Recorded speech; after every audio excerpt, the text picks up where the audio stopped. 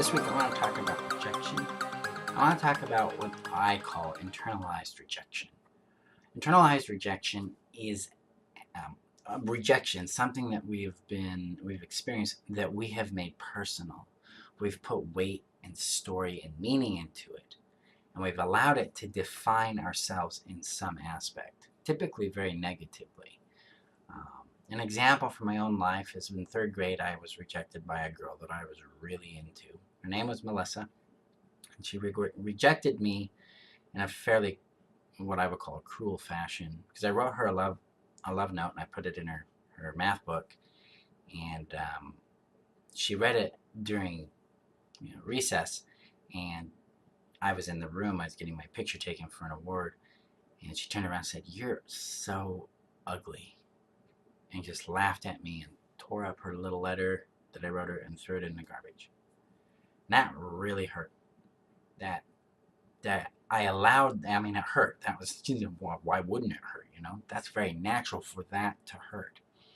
But what I did next is what got me into over 30 years of self-hate, is I made the conclusion that I'm an ugly, disgusting, unwanted person. No girl I was attracted to would be into me. And I allowed that to guide my relationships from that point forward. And that led to a lot of bad decisions on my part that led to a lot of pain for a lot of people.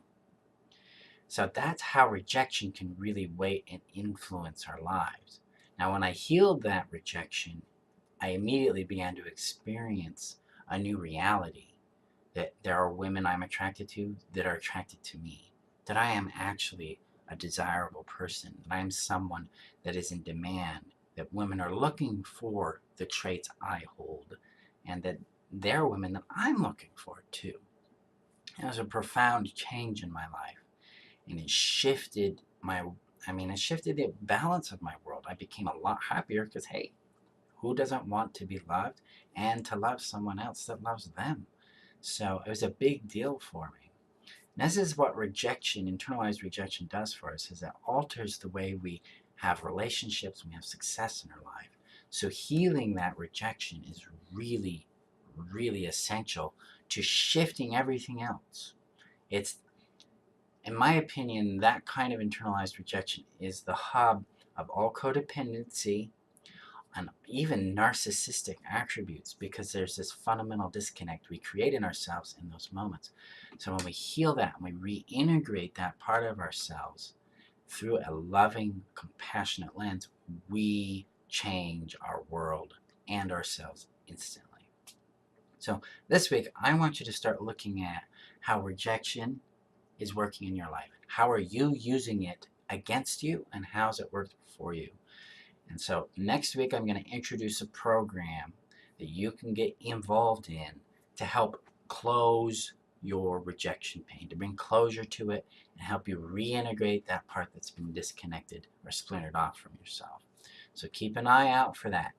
Get on my mailing list. I've posted the link above or below, depending if it's on Facebook or YouTube, so I can notify you. Also join the Way of Being Badass so that you can get information there. So you want to resolve that core internal rejection, this is where we're going to do it. So keep an eye out for more notices on this. Thank you again for being a part of my life and a part of my community. If you haven't joined the Way of Being Badass, come join us.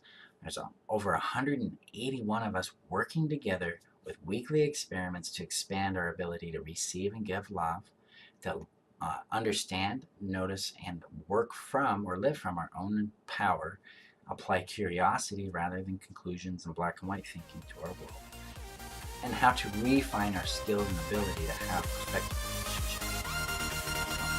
Jump in, come and join us. Thank you again for your time today. We'll talk next week. You guys have a great week, and we'll talk soon.